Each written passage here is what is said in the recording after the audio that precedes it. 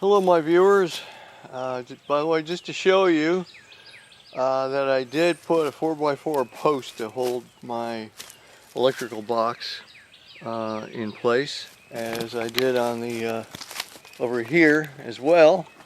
Okay, that'll keep it from getting knocked over or broken again, hopefully, and such. By the way, I did repair the leak here in the line. As you can see, remember that was a problem. Well, here we are. I dug it up, the leak.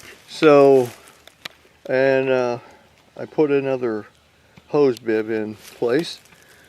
So now all I got to do is put like a 4x4 piece.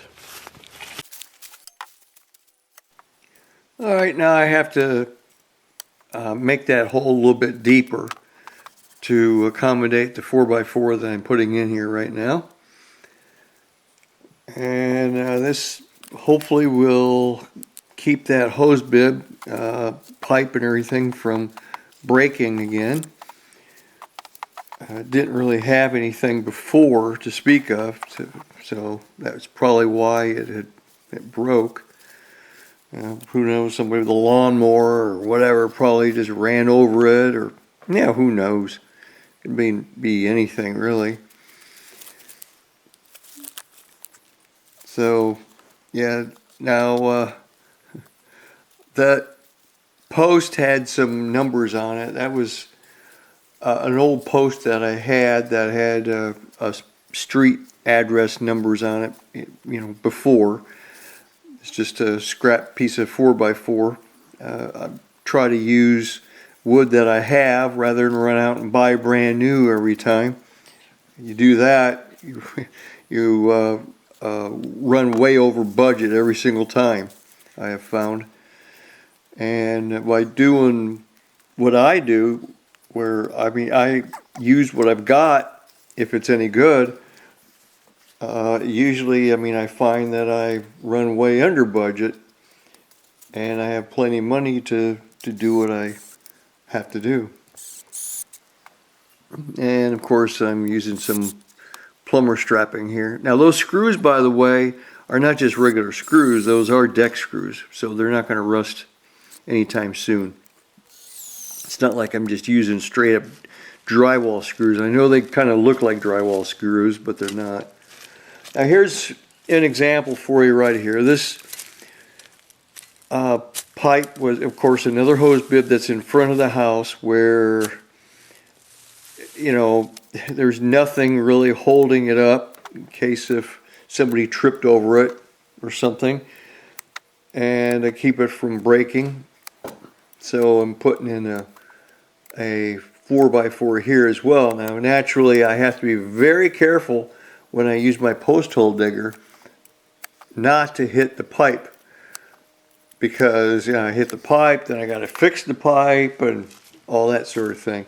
So I'm trying to be really careful about not hitting the pipe and breaking it. So yeah, here we go, and then now I got a 4x4 here as well.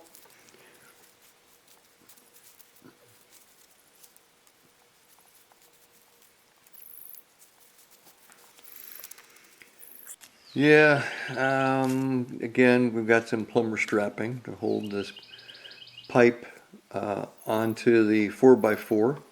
It's the only way to go. I could use other kind of straps, I guess, but I had some plumber strapping, so why not? It's not going to go anywhere. And I know that extension rod I was using may have been a bit longer than what I needed, but that's what I had out there with me, so there it is. Now here I really had to be careful about how far down I dug, or to which side of that pipe I was going to start digging. Kind of digging kind of blind like, really, but oh well, that's okay.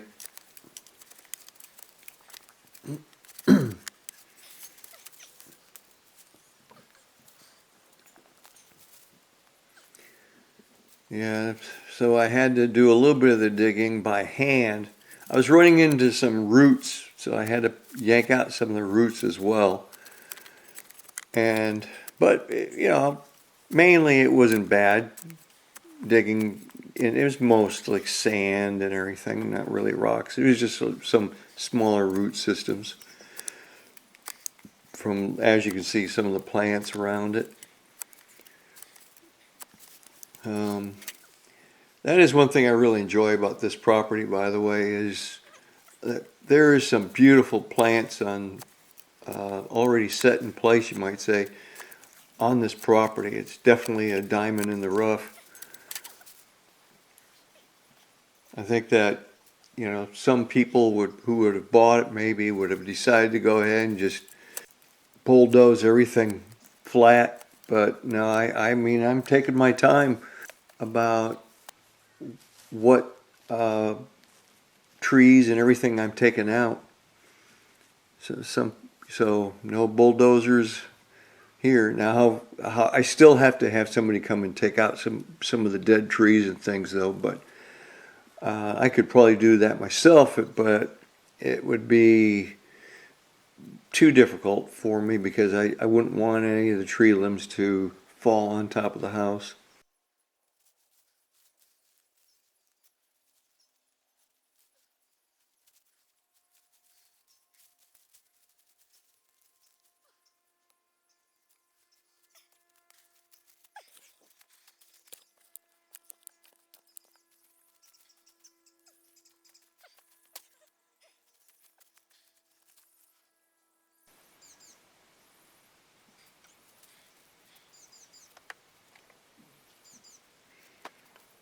By the way, I think someday I'm going to go ahead and, after I get it really cleaned up more, I'm going to go ahead and film the property again.